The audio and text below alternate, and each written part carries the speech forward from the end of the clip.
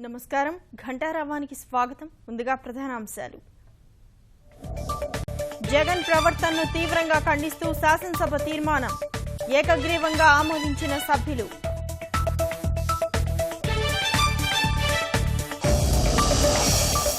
జగన్ విపరీత ధోరణి నచ్చకే తెలుగుదేశంలో చేరాం డబ్బు అధికారం తప్ప ఆయనకేమీ పట్టవన్న ఎమ్మెల్యేలు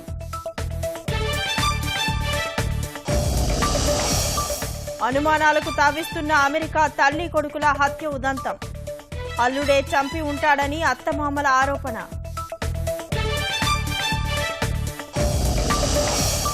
తక్షణమే నల్లధనం వివరాలు వెల్లడించండి